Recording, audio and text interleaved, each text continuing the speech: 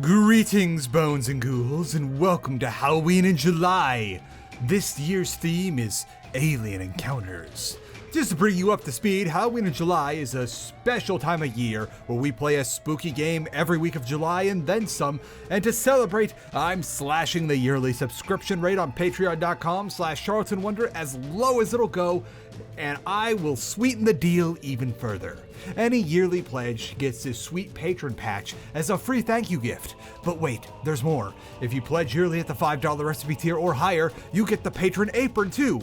And you know what's even better? I'm as DIY as I can be, so all that weird stuff with international taxes doesn't really affect me. In fact, my new place has enough space for me to have my own heat press and garment printer, so I don't have to use someone else's equipment, meaning I save even more money. And with that savings, I'm also throwing in an extra special surprise gift at the $5 apron tier as a thank you so much for all your support over the years, because you know what? You literally make this all possible. So I'm gonna support you with my savings. So there's probably a game you're all thinking about for alien encounters right about now.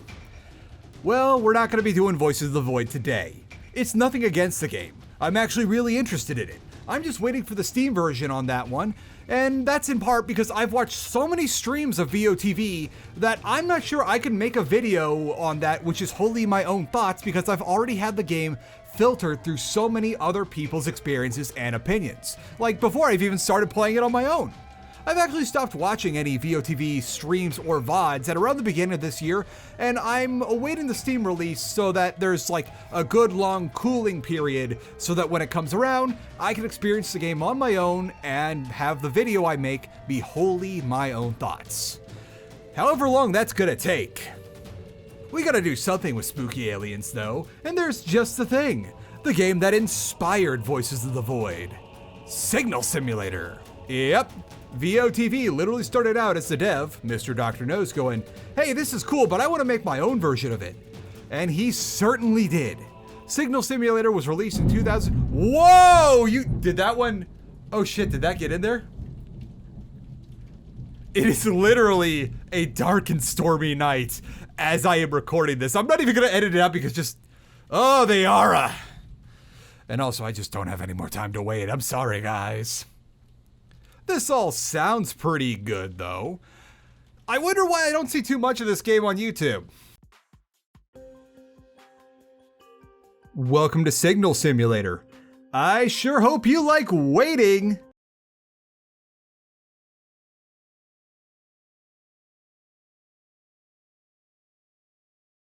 No, really, this is a game. Signal Simulator is literally a game about doing tedious things on your monitor setup while you're waiting for something to happen, which is often literally a progress bar filling up. The gist of it is that you need to first search up a potential anomalous signal on your laptop, isolate it by fiddling with the signal tuner, which as far as I or any of the other guides I read can tell, you could just move it up and down and it just eventually gives it to you. Then you fiddle with the other signal tuner on the big machinery connected to the satellite array, which is gonna spit out a bunch of coordinates, which you then average out and play what might just be the world's slowest guessing game.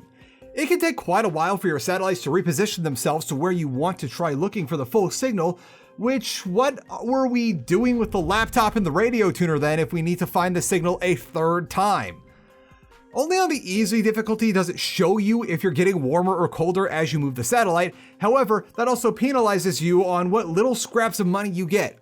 I tried to tough it out and play on normal without it telling me if I was getting close as the satellite moved, but after several times where I had the signal completely time out on me and I couldn't get anything, before like I even got the lock to start downloading it, and this is also, mind you, taking the game's advice in the tutorial on how to find signals, I just said screw it and knocked it down to easy, which things became much more doable. Once you get your satellites on the signal, the satellite array starts downloading at Y2K era internet speeds. You can divert power from the other systems to the servers to do the downloading, but the performance increase is essentially nominal. There's also nothing quite like getting a signal and then losing it at the last few megabytes of download before it's like finally done, because everything takes so long in the early game that even if you do it all by the book, there's still a chance you'll lose a signal before you can lock onto it and download the whole thing. I actually ended up missing a couple signals in the early game because I didn't figure out that you're supposed to turn the thing that spits out coordinates off once you've got a set in the average, since the game tutorials are so vague. Heck, even the Steam guides don't help much, and they're fairly well written by people who care enough about this game to take the time to painstakingly write out a full startup guide on this game in Steam's like forum post editor thing. This game is just obtuse. The in-game tutorials themselves feel like they might have been hastily thrown together, and I'd go as far as to say that some of the Steam guides might have had more work put into them than the actual in-game tutorial. Regardless, it took a lot of reading and then rereading multiple tutorials to better understand instructions in the context of the game to learn how to consistently find and capture signals. There are a lot of systems involved in capturing a single signal, and none of them are explained very well. Once you finally get your pittance of a reward for finding and downloading a signal, you can upgrade your stuff to make it go ever so slightly faster. All upgrades are in roughly the same increments and all cost the same across the 10 tiers they all have. Various guides say different things on which should be gotten first, but it's going to take a long time to get any of them. And that's a good segue into the next major sticking point I have with this game. Nothing ever happens. In the 4 hours I played before ending up tapping out, I only got a single quote-unquote story signal. Now, being fair, I should probably not count that first hour, as that was me just trying to figure out how this game works. But a single story event in 3 hours, and said event being a single sentence of text, isn't exactly riveting narrative. I'm not sure if this was just bad RNG on my end, because I've seen some accounts say you can experience all events in about 6 hours, but the average playtime for the main story on How Long to Beat says 18 hours, but it's a very small sample size. What really gets to you is the mind-numbing nature of this game. It's set up in a way that you can't really take your eyes off the screen if you're playing with a more reasonable rule set of active signal strength feedback, and if you're playing on normal and hard, you just sit there. Like, yeah, you can go out and explore the desert and maybe fix a satellite array or two if they're not responding correctly and they actually need something done to them, but this game is almost entirely built around hurrying up and waiting. There's at least some stuff out here, like this weird glowing pile, but I am not dealing with those rover controls. I don't care how authentic this is. This is just it's a big no-go for me. I don't want to deal with this. I kid you not, this game lets you straight up import MP4 files so you can second screen in-game. I know Voices of the Void does that too, but like, that's a thing you get much later when you're well off enough to afford a TV in addition to all the things you need and upgrades to your like signal system. I didn't load anything into the game since I don't like the idea of the core gameplay loop being so slow that it encourages you to second screen. Also, you gotta watch this stuff like a hawk in the early game if you want to get anything done based on how slow everything moves and the finite amount of time you have for each signal. And here's the worst part about this. The game isn't even that scary. There's other games we cover in this series that know how to turn tedium into tension, but Signal Simulator does not pull it off. I know that there are supposed to be scary moments in this game. Heck, I double checked those guides for a list of all of them after I was done playing because I was wondering if they had some certain conditions, and some of them do, but they're all still just so few and far between. I got for my first quote-unquote scare about 2 hours in, and it just left me more confused than anything else. After that, there was another which, well, I think this is more of an Easter egg than a scare. I tried the bathroom at 3 a.m. thing, and it didn't work for me, which I realize now, yeah, you have to get pretty far into the story to get that event. Like, yeah, things can happen in this game, but given how slow this game goes and how much nothing happens, the scares just don't land. Given the range on How Long to Beat of 18 to 24 hours for the main game versus the amount of story in this game, plus the few scares it has being extremely few, far between, and rather underwhelming, then on top of that, I don't know, the 1 in 10 story signals that are just old memes and pop culture references, which easily takes the wind out of the sails when it comes to setting up any tension. And then not to mention the average might be thrown off by the 3 hours it took me to get a single story signal, and that's not counting the whole hour it took me to fudge my way through this gameplay loop. And I was just sitting there going, why are we doing this? Okay, there was one thing that happened that elicited an actual reaction out of me. Oh God, it's ugly!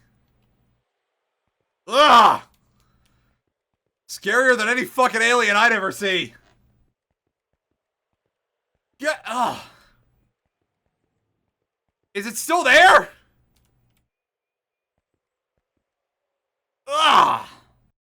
And yeah, this is a perfectly normal reaction to have to seeing one of these things in the wild. Let's do a cooking segment so we can feel something.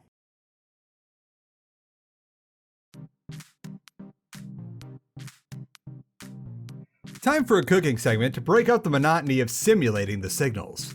I've been trying out making curry lately, and I think I found a way I like to do it. We're going to use one of these nice golden curry packets as a base, but we're going to deviate from the instructions a bit to make it more interesting.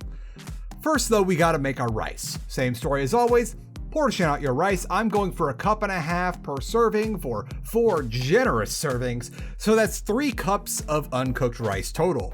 Use a fine mesh strainer like you'd use for sifting flour to run your rice over the sink, and if you've got one, use the rice paddle from your rice cooker to help keep things from settling and get all the rice good and rinsed off. Once the water coming out of the strainer is clear, you're good to go. Cook it according to the bag of rice's instructions or what your rice cooker says if you've got one. I like to get the rice out of the way first since my rice cooker takes a while and I don't want to be worrying about getting it ready as everything else is coming together. Now for the everything else. We're going to start by adding potatoes, mushrooms, a yellow onion, tofu, some baby carrots to the curry, plus something extra to give it a good kick. I got my mushrooms pre-chopped as a little treat and the baby carrots too, just to make life easier. If you don't like the size of the baby carrots, once they're cooked they'll be soft enough to where you can just split them up with like a wooden spoon inside the pan. Now lightly rinse your carrots and mushrooms and then set them aside and dice your potato. Now the kicker here is that we're going to be cooking the potato and the tofu separately. I find that if you just go along with the instructions for the golden curry, it'll turn out fine, but all the chunks of stuff will be a homogeneous mush. If you want some texture or variance in texture, I'm going to show you how. You throw your potatoes into the cast iron with just a little olive oil, and then we're gonna get these to where the outsides are just browned up and crispy, and a fork can pierce them with little issue. When they're done, we're going to set them aside in a bowl and not add them to the rest of the curry. We're gonna wait till the very end to do that. Similar story with the tofu. We've got extra firm tofu here, which we're gonna cut into slices for ease of cooking. We can cut them up more later once they're done. Just throw these on the cast iron and turn them every few minutes or so until they're kind of browned on both sides. Nothing too crazy, just something to where it has like, an actual skin, like something you can bite into. I find that tofu is kind of hard to do a lot to, but I think this turned out okay. Once it's done, set that aside, cut it up a bit more, and now let's focus on the veggies. Oil up a high-walled saucepan and let it get hot. While it's getting hot, we're gonna dice our onion so that it's ready to go when the oil is shimmering. Toss the onion in, and we're gonna let that sweat for a bit while we add the next key ingredient, serrano peppers. I didn't like how unspicy any variant of golden curry was, and I found the best solution for that is adding serrano peppers early in the cooking process. Now, depending on your tolerances, you're gonna wanna have between 2 and 8 peppers at the ready. With 4 very large servings here, 2 will be about half a pepper's worth of heat per portion, and 8 peppers total will be 2 peppers worth of heat per portion, which is really hot. Get as many peppers as you're brave enough to handle, wash, cut the tops off, and then slice them in half long ways before tossing them into the saucepan with the onion, seeds and all. Give that a sec to soften up, and then we're gonna add the carrots and mushrooms. Cover that and let it cook for a bit to release the moisture from everything in there before we add the water as per the curry box's instructions. Since we've got a lot of stuff in here thanks to me being a fan of chunky curry, I went ahead and added about half again as much water as the box says before covering and bringing to a boil. Remember to not start your timer until things are actually boiling, as we have a lot of physical mass in this saucepan, which will take some time to heat up to a boil. Once we're boiling, however, set that timer for 10 to 15 minutes before uncovering, stirring, and then breaking up the curry blocks to stir in just like the package says. Now it's gonna look a little thin and soupy at first, but don't worry, just keep stirring. It'll get nice and thick after a good 5 minutes of continuous stirring. I was personally worried at first that not adding the potatoes while everything else was cooking would make the curry too thin, but it seems that this brick of curry works just fine without the extra starch from the potatoes. Now let's put it all together. Get some plates that have a raised edge so that nothing gets away from you, and some containers for the extras that you're not going to immediately eat. Now first we're going to portion out the rice by using a small bowl to form a dome of rice on each plate, which we're then going to ladle the curry around. Now do just that. Finally, we're going to get our potatoes and pan-fried tofu and distribute them over the top of the curry. This way we can still get the flavor of the potatoes and tofu in the curry, but since we didn't cook them down with everything else, they retain their crispiness as they rest on the top. As always, if you'd like a standalone version of this recipe, it's all on Patreon with its own video at patreon.com/charlatanwonder, where we're running the Halloween in July special. Yearly rates are slashed as low as they'll go, and anyone who pledges yearly at the $5 recipe tier or higher will get their own patron apron to cook all this stuff in, plus that special surprise gift. Now let's see if our signals are finally done downloading.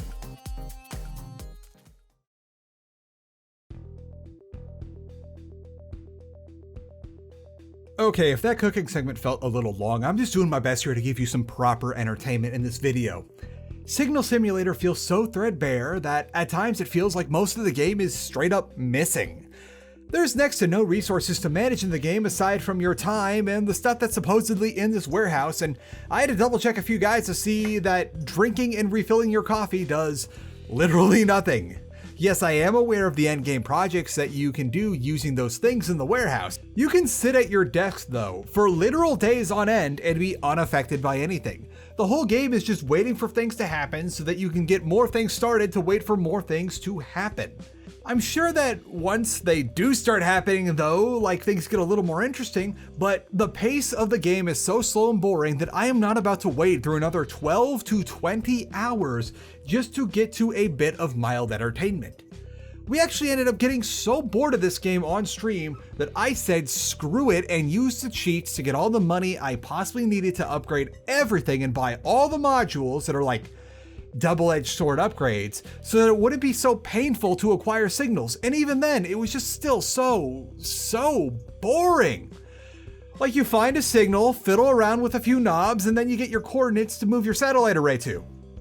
It's just a bit of a smoother process now because the coordinates you get create a reasonable window of an average, and your satellites will move at a pace that gets them to where you want in about a minute instead of 10. You know, playing this game has made me respect Mr. Dr. Knows a lot more. The guy literally went and said, hey, this is a really cool concept and I think I could make a better version of it. And then the mad lad did that.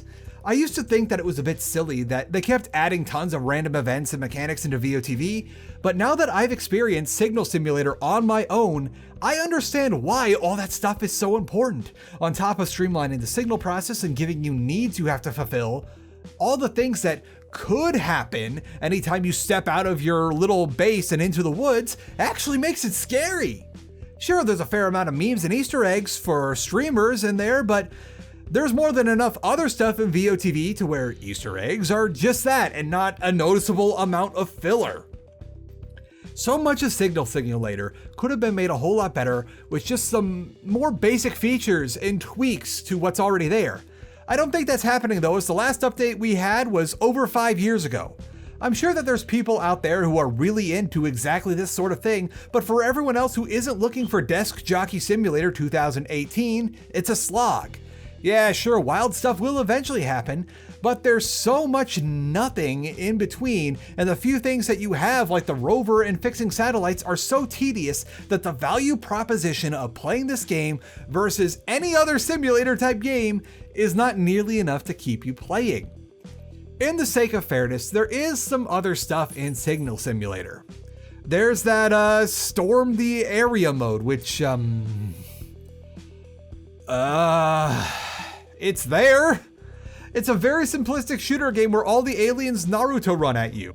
I guess this is as good a time as any to just further hammer home that while VOTV gets away with a few references here and there because there's other stuff going on, and the references in question are things that are more centered around either specific personalities that are heavily intertwined with this game through streaming, and other things that are a bit more on the timeless side and references to other like alien things, all the stuff in Signal Simulator is really dated. Like it's a time capsule back into the pre-pandemic world, so that's really something, I guess. In closing, I can't in good conscience recommend Signal Simulator unless you really, really want to play it to better appreciate what Mr. Dr. Nose is doing with Voices of the Void. It's dated at best and outright mind-numbingly boring most of the time. It's a shame that this ended up being such a dud and that I was so late into production of these videos that I am literally writing this and recording it in the last full week of June, but sometimes that's what happens with these big projects like Halloween in July. We've got some other bangers, at least from a video perspective, coming up this month. There will be suffering on my end. If anything, this makes me want to get my hands on that eventual Steam release version of Voices of the Void even more, so fingers crossed that happens sooner rather than later. Before I let you go, don't forget that we're doing Halloween in July over on patreon.com/CharlatanWonder, where the yearly rate is slashed as low as it'll let me cut it down, and that anyone who pledges yearly gets the patron patch as a free thank you gift, and that anyone who pledges yearly at the $5 recipe tier or higher gets their own patron apron with a bigger and better design now that I own all my own tools, and the special surprise gift too. I just got these on the mail the Monday of the week I'm recording this, and I love them. I have no regrets about spending my savings on these things. They are amazing and just so delightfully hokey. Any pledge does help me so much in keeping this channel going and finding all the weird little games I can get my hands on. So as always, thank you so much. Now let's sign off. Remember that no matter what you do, be it dancing, drawing, or writing, what you do isn't content. It is art. Content is a word that in recent years has been twisted into meeting a means to take all your skills, aspirations, and passions and reduce them into a gray sludge meant for nothing more than to make a line go up. Your art in no way deserves that. Art is sacred. Art is inalienably a reflection of its creator by the very act of making it, and in no way do you deserve to be reduced down to content. So get out there and fight for yourself by fighting for your art and against the contentification of everything. And stay saucy. Ooh, saucy boy. I did my cleaning out of the office and finally got my drawer in the closet, which means more space for chonkling. We also tried out getting one of these new shaped cat scratchers because it was basically the same price as the normal one. And the boy is really taking to it. It's the perfect shape for curling up into a little croissant.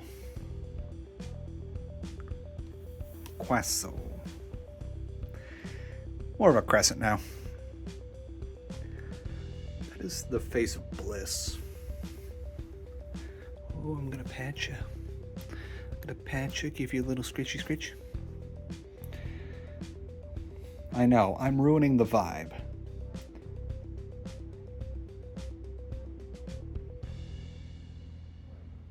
What's that you're looking at?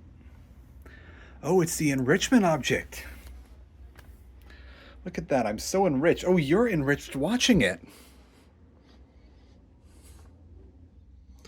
Look at how enriched you are. Don't even have to get off your little sleepy scratcher.